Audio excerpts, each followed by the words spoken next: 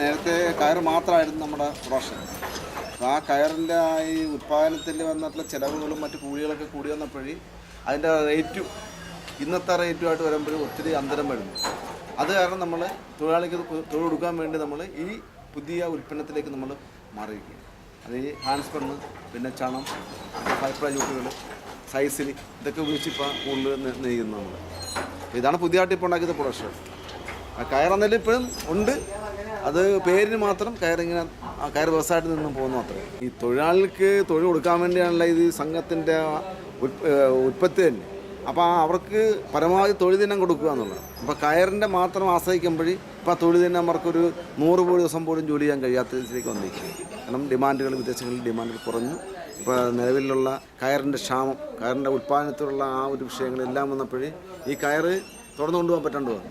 അപ്പോൾ അവർക്കൊരു 200 ദിവസമെങ്കിലും ഒരു ആണ്ടിൽ തൊഴിൽ കൊടുക്കാൻ വേണ്ടിയുള്ള ഒരു ശ്രമത്തിലാണ് ഇപ്പോൾ ഇതുപോലെ ഉൽപ്പന്നങ്ങൾ നെയ്യാൻ തുടങ്ങിയിരിക്കുന്നത്. ഇതാണ് ഇപ്പോൾ പുതിയതായിട്ട് നമ്മൾ ഉണ്ടാക്കുന്ന ഉൽപ്പന്നങ്ങൾ. ഇറ്റലി, ജർമ്മനി കൂടുതൽ ഉപയോഗിക്കുന്നത്, അമേരിക്ക ഈ ഉൽപ്പന്നങ്ങൾ കൂടുതൽ ഉപയോഗിക്കുന്നവരാണ്. ജർമ്മനിയും ഇറ്റലിയൊക്കെയാണ് ഈ കയർ ഉൽപ്പന്നം എടുക്കുന്നത്.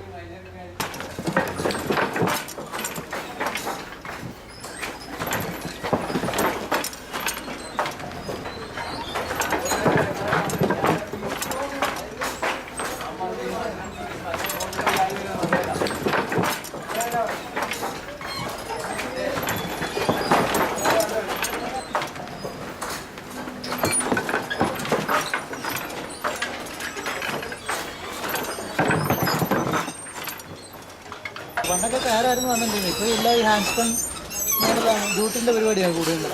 പുതിയ പടമാണ് ഇത്. ആദ്യം SK വന്ന് ചെയ്തിട്ട് വേണം ഇതിൻ്റെ ബ്രൈഡ് വെച്ച് ചെയ്യാനായിട്ട്. SK എന്ന് പറയുന്നത് ഇങ്ങനെ സാധാരണ നമ്മൾ കൂർക്കപ്പ എന്ന് പറയും. അത് കൂർക്കപ്പ പറഞ്ഞ കുറുക്കൊരെണ്ണം അടിച്ചിട്ട് വേണം ബ്രൈഡ് വെച്ച് നെയ്യാൻ. സാധനം മുഴുവൻ കൊടുത്തിട്ടാണ്. അപ്പം നിങ്ങളിതിൻ്റെ ഇത് മനുഷ്യാധ്വാനം മാത്രം അല്ലേ? നിങ്ങളിതിൻ്റെ എക്സ്പെർട്സ് ആയതുകൊണ്ട് അല്ലേ? ഇതൊക്കെ ചെയ്യണമെങ്കിൽ കുറച്ച് എക്സ്പെർട്ടൊക്കെ വേണം. എന്നാലും അപ്പോൾ 4 പേര് പണിഞ്ഞ് എത്ര മീറ്റർ ഉൽപ്പാദിപ്പിക്കും? ഇത് 5 മീറ്ററിൽ കൂടുതലൊന്നും നെയ്യാൻ ഒക്കത്തില്ല. ഇത് ഇപ്പോൾ ഇത് ഇതുവരെ ചെയ്യാത്ത സീസൺ ഉള്ളതാണ്. സാധാരണ ബ്രൈഡൊക്കെ വരികയാണെങ്കിൽ അതിൽ കൂടുതലൊക്കെ നെയ്യാം. അതെന്നേരം ചുരത്തി നമ്മൾ ഓരോ വിരിക്കും, പിന്നെ ബ്രൈഡ് വെച്ചാണ്. ഇതെന്ന് പറയുമ്പോഴത്തേക്ക് ഇങ്ങനെ SK പഠിച്ച് അതിൻ്റെ പുറത്ത് പിന്നെ ഈ ബ്രൈഡും കൂടി വെക്കുന്നതാണ്. 5 മീറ്ററിൽ കൂടുതലൊന്നും നെയ്യാൻ പറ്റും. അപ്പം നിങ്ങൾക്ക് ഡെയിലി ശമ്പളമാണോ അതോ? നമുക്ക് ചെയ്യുന്ന പീസ് വർക്കാണ്. ഓഹോ, പീസ് വർക്ക്. 1 മീറ്റർ എത്ര രൂപ എന്നായിരിക്കും അല്ലേ? കൽക്കട്ട എന്ന് പറയുന്ന സാധനം ഇത് നമ്മളിവിടെ കൊണ്ടുവന്ന് അഴിച്ച് ഇത് പിന്നെ കുറച്ച് നീളത്തിലൊക്കെ എടുത്തിട്ട് ഓടത്തെ കയറ് കെട്ടി എറിഞ്ഞിട്ടാണ് ഇത് വലിച്ചു പോകുന്നത്. പിന്നെ ഇതിന് ഭയങ്കര പിരിച്ചിലുണ്ടാവും. ആ പിരിച്ചിലൊക്കെ നമ്മൾ നിർത്തി വേണം ഇത് ഉൽപ്പാദിപ്പിക്കും. അതാണ് എൻ്റെ. ഇത് ഡിമാൻഡ് ഇല്ലാത്തതുകൊണ്ടാണോ അത്? പിന്നെ കയറിന് ഇപ്പോൾ ഡിമാൻഡ് കുറവാണ്. പിന്നെ അതിൻ്റെ വിലയുടെ പ്രശ്നമാണ്. ഇതൊക്കെ നോക്കുമ്പോൾ കയറിന് ഒരുപാട് വില വരുന്നു, വില കൂടുതൽ. പിന്നെ കയറ് കിട്ടാനുള്ള ബുദ്ധിമുട്ട് അങ്ങനെയുണ്ട്. ഇപ്പോൾ കയർ നമ്മുടെ ഇവിടെ ചൈരിയുടെ ഒക്കെ ഇതോറിലൊക്കെ ഉണ്ടല്ലോ, അത് പ്രശ്നമായിട്ട് നിൽക്കുകയാണ്. മുമ്പെന്ന് പറയുമ്പോൾ 5 കയറൊക്കെ എന്ന് പറയുമ്പോൾ ശരിക്കും തൊണ്ട് ചീയിച്ചെടുക്കുന്ന. ഇതിപ്പോൾ വരുന്നതെന്ന് പറയുമ്പോൾ തമിഴ്നാട്ടിലെ പച്ചത്തൊണ്ടിൻ്റെ. അപ്പോൾ ആ ചൈരി എന്ന് പറയുമ്പോഴത്തേക്ക് നമുക്ക് ഈ പായയുടെ ഉൽപ്പാദനത്തിന് നല്ല അത്ര ക്വാളിറ്റി വരികയില്ല. കയർ മേഖലയിൽ വർക്ക് ചെയ്യുന്ന തൊഴിലാളികൾ എന്നും വളരെ താഴത്തെ തട്ടിൽ ജീവിക്കുന്ന ആൾക്കാരാണ്. വേറെ ഒന്നുമല്ല, അവർക്ക് മെച്ചപ്പെട്ട വേതനം കൂലിയൊന്നും കിട്ടാറില്ല. അവർ ഇതിൽ ഈ കയറിൻ്റെ അകത്ത് അവരുടെ ജീവിതം ഇങ്ങനെ കുരുങ്ങിക്കിടക്കുക. ആ കൊരി കഴിക്കുന്തോറും കുരുക്ക് കൂടുന്നു. അതാണ് അതിൻ്റെ ഒരു പ്രത്യേകത. വർഷങ്ങളായിട്ട് നിങ്ങളുടെ മുൻ തലമുറ ഇതിനേക്കാൾ വളരെ ഇപ്പൊ പിന്നെ ഇല്ല ആരാണ്ട് പറഞ്ഞ പോലെ അത് സാമൂഹ്യമായിട്ടൊരു മാറ്റം വന്നതിൻ്റെ അടിസ്ഥാനത്തിൽ കുറച്ചൊക്കെ മാറ്റമുണ്ട്. നേരത്തെ എന്ന് പറയുമ്പോൾ തലമുറ ഇതിൽ കൂടുതൽ മോശമായിരുന്നു.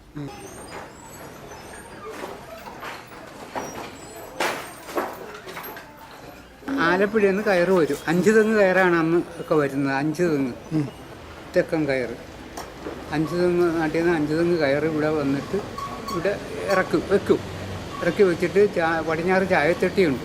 ചായത്തെട്ടി കൊണ്ടുപോയി മുക്കും.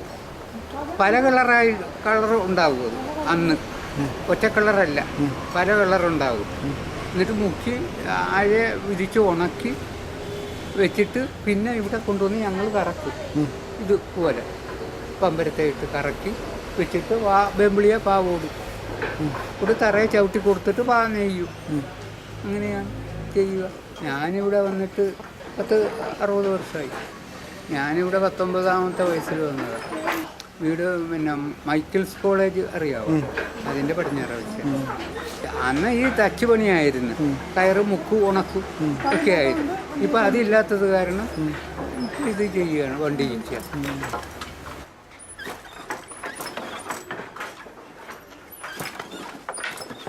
അന്ന് ഒരു യൂണിയനായിരുന്നു, കയർ ഫാക്ടറി വർക്കേഴ്സ് യൂണിയൻ. അത് പാർട്ടി അന്ന് ഒന്നായിരുന്നല്ല, ഇവിടെയല്ലേ പാർട്ടി രണ്ടായിരുന്നു. ഇപ്പോൾ പാർട്ടി രണ്ടായപ്പോൾ 2 യൂണിയനുമായി. ഇപ്പോൾ ഞാനിപ്പോൾ കയർ പിന്നെ മുഹമ്മ കയർ ഫാക്ടറി തൊഴിലാളി യൂണിയനില്ല. ഇപ്പോഴും ഞാൻ CPI ഇല്ല. അന്ന് ഇന്ത്യൻ കമ്മ്യൂണിസ്റ്റ് പാർട്ടി എന്ന് പറയുന്ന ഒരു പാർട്ടിയായിരുന്നു. അതിൽ നല്ല തെറ്റി പിരിഞ്ഞ് 2ആയത്. പാർട്ടിയിലൊക്കെ പ്രവർത്തിച്ചു. ബഹളത്തിനൊന്നും ഞാൻ പോയില്ല. യോഗത്തിനൊക്കെ പാട്ടുമൊക്കെ പാടും, പിന്നെ ഘോഷയാത്രയൊക്കെ നടത്തും, അതിനൊക്കെ പോവും. രക്തസാക്ഷികൾ സിന്ദാബാദ്, വയലാർ ദിനത്തിൻ്റെ രക്തസാക്ഷികൾ സിന്ദാബാദ്, കമ്മ്യൂണിസ്റ്റ് പാർട്ടി സിന്ദാബാദ് അതൊക്കെ വിളിക്കും. ഇപ്പോഴും അതിൽ തന്നെയാണ്, അതെ, മാറത്തില്ല. ഇല്ല. അതെന്ത്? അതെ, ഒരു പാർട്ടിയിൽ തന്നെ വിശ്വസിച്ച് പ്രവർത്തിക്കും.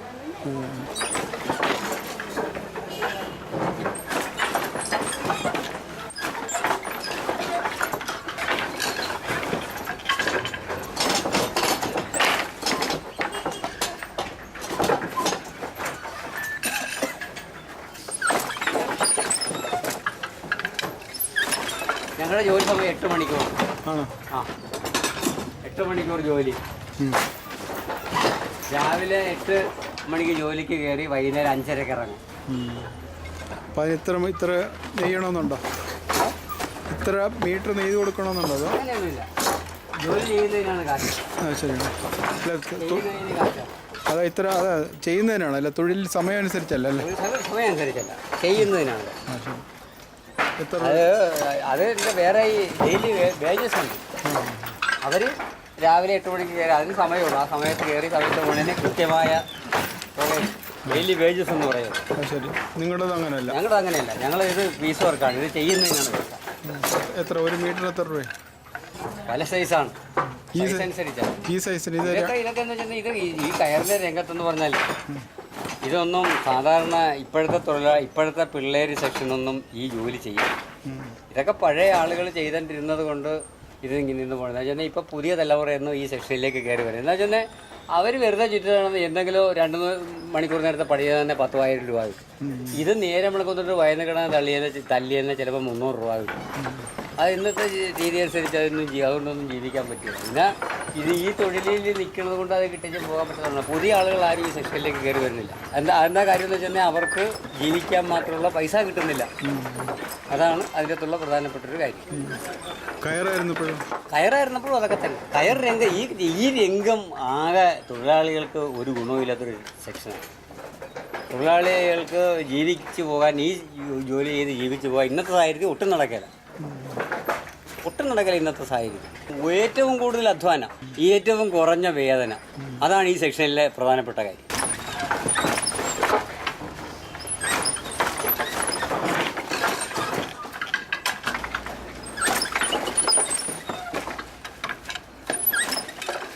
ഗവൺമെൻറ് ഇതിൻ്റെ ഒന്നും കാര്യത്തിൽ വേണ്ടി സർക്കാരിൻ്റെ വേറെ പല പദ്ധതികളും ജനങ്ങൾക്ക് പ്രയോജനപ്പെട്ട ഒരുപാട് ഗുണങ്ങൾ സർക്കാർ ചെയ്യുന്നുണ്ട്. ഈ സെക്ഷനിലൊന്നും സർക്കാർ വേണ്ടത്ര ശ്രദ്ധിക്കുന്നില്ല.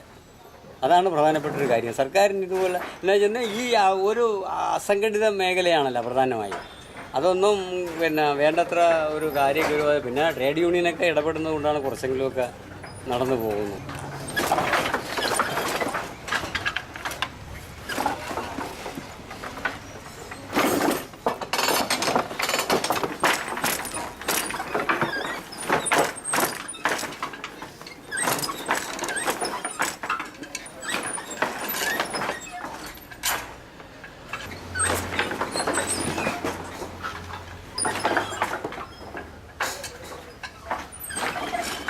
കൈത്തൊഴിലല്ലേ? കൈത്തൊഴിൽ, അതാണ് അതിൻ്റെ അകത്തുള്ളൊരു കാര്യം. അപ്പോൾ അതുകൊണ്ട് തന്നെയാണ് ഇപ്പോൾ നമുക്ക് അറിയാൻ പറ്റും, പുതിയ സെക്ഷനിൽ ഒരു തൊഴിലാളികളും ഈ രംഗത്തേക്ക് വരുന്നില്ല. ഒറ്റ തൊഴിലാളി വരുന്നില്ല. ഈ നിൽക്കുന്ന തൊഴിലാളികൾ അവർ സർവീസ് തീർന്ന് പോയി കഴിയുമ്പോൾ പിന്നെ പുതിയ ഇതൊന്നും നടക്കത്തില്ല, നിന്ന് പോകും, സെക്ഷൻ നിന്ന് പോകും. അപ്പം എന്താ യന്ത്രവൽക്കരണം വരും? യന്ത്രവൽക്കരണം വേണം. പക്ഷേ ഈ കൈത്തൊഴിൽ ശരിയാകത്തില്ല.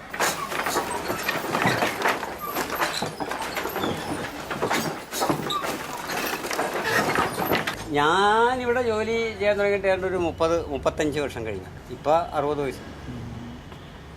ഇട്ടേച്ച് പോകാത്തത് ഞങ്ങൾ ഇതിനോട് നിൽക്കണമെന്നായി. ഒരു 10-700 രൂപ ഒരു ദിവസം കിട്ടുന്നതൊക്കെ നിലവാരം സർക്കാർ ഇടപെട്ട് ഇതിനെല്ലാം ഒരു നമുക്കിപ്പോൾ പറയാമെങ്കിൽ മാത്രമേ ഈ സെക്ഷനിൽ തൊഴിലാളികൾ കുറച്ചെങ്കിലും പുതുതലമുറ വരുവാണ്. അപ്പം ഇതിന് അത്രയും കിട്ടത്തില്ലേ? ഇല്ല, കിട്ടത്തില്ല. എത്ര കിട്ടും ശരാശരി? ശരാശരി 300 രൂപ.